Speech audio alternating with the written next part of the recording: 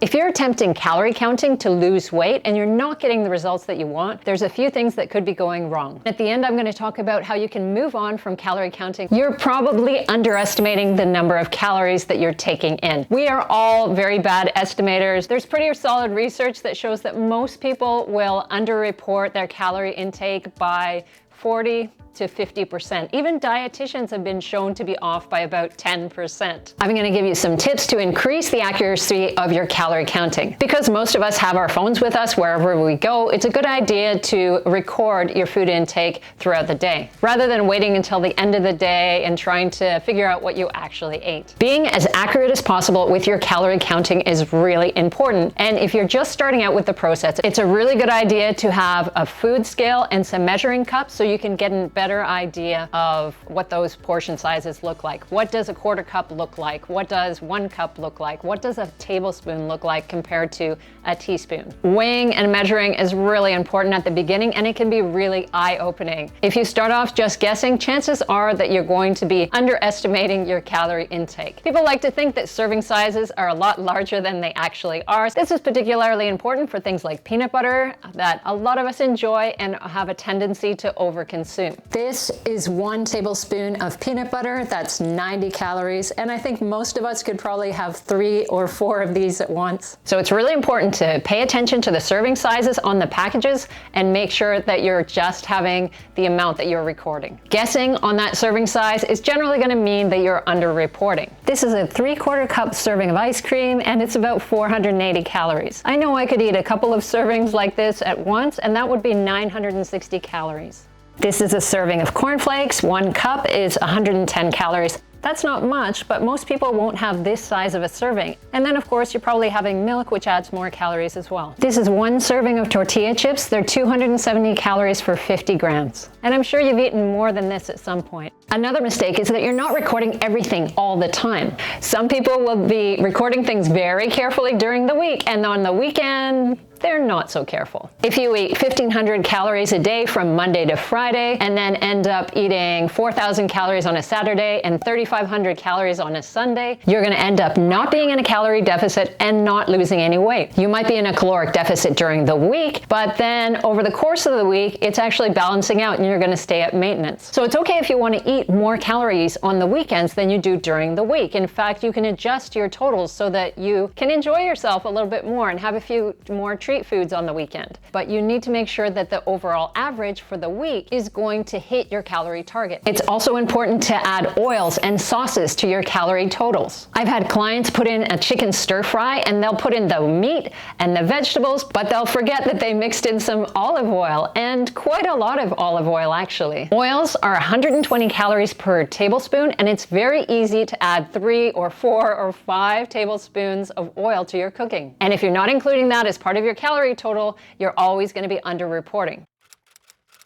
Now, when you eat out at a friend or a family member's place, it's not really practical to try to figure out exactly what you're eating. You really just have to give it your best guess and maybe overestimate it a bit to get it a little closer to reality. But then I suggest you just don't worry about it. Do the best you can and then leave it. Move on to your next meal. It is a lot easier to lose weight if you're eating more of your meals at home, but that's not always possible. We often have to eat out for work or for social occasions, so you just have to be a bit more careful and try to bump up those calories beyond what you actually think they are, because it's very common to see a restaurant meal that's 1,500 or 2,000 calories, and that would be just 1 meal of the day. So if you make space for that in your calorie allotment for the day, then you can still enjoy those things. If you're using an app to track, a big mistake is using the wrong entries. So if you've used these apps for a certain period of time, you'll notice that there are some entries in there that are a little bit wonky. So if you see a muffin in there and it's like 100 calories and no fat and no sugar, then it's probably an entry that someone added that doesn't make any sense. You can check by perhaps Googling and finding another search besides the app that you're using. Calorie data can vary a little bit. It's actually one of the limitations of calorie counting, but we just have to do our best guess. I've actually had a client tell me that they saw several entries for noodles and they intentionally chose the one with the lowest amount of calories. Who wouldn't? But really, then you're just kidding yourself. Just because the entry you chose has lower calories doesn't mean that the food that you're eating actually does have lower calories. So it's really important to be honest with yourself about what you're eating and how much. And if it says that a slice of cake is 350 calories, don't go looking for the largest slice of cake. If it's a bigger slice of cake, it's going to have more calories. This all seems obvious, but when people are recording, it's very easy to get biased towards underreporting, because losing weight is hard and it means breaking up habits that you might have had for a very long time. Another reason you might not be getting results is because you're not actually hitting your calorie target. You need to start off the process of weight loss by figuring out your maintenance calories and then calculating how much you need to get yourself into a calorie deficit. Generally, I set this up for my clients at 250 to 500 calories below their estimated maintenance. The app that you're using might already give you a calorie target based on your current weight and your particular weight loss goal. But how often are you actually hitting that target? I gave one of my weight loss clients a calorie goal of 2,000 a day. And when I looked at his daily entries, he only had one day out of the entire week where his calories were 2,000 or below. So it's okay to be slightly higher occasionally. So in that case, maybe 2,100 a couple times a week, no problem. But his entries were literally 2,300, 2,400, 2,200, 2,250, enough to actually stay in maintenance and not lose any weight. Now, your calorie deficit target is a rough estimate. So you want to treat it that way, but you need to meet that goal initially so that you can see where to go from there. So set that number and hit that number as close as you can every day. Now, this is the one that I think is a real problem. You're allowing yourself extra calories for exercise. Some of the apps are actually set up this way, so I'm not surprised that people start recording their physical activity and then eating more as a result. I don't like this system.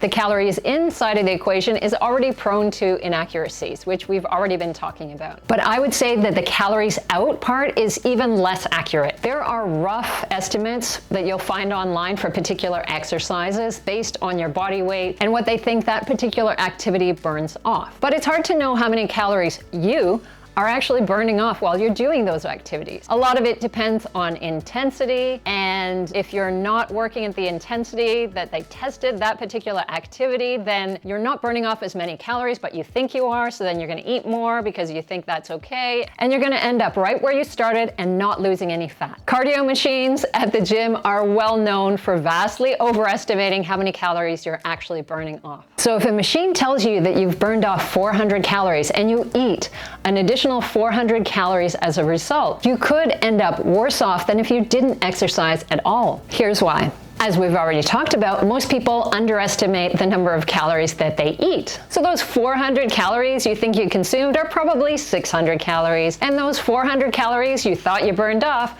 are probably 250 calories. That means you could be off by 350 calories for the day. You do that often enough and you won't be losing weight. So make sure that you have a plan for your exercise and you know how often you're working out, but stick to just recording your calories and keeping that constant.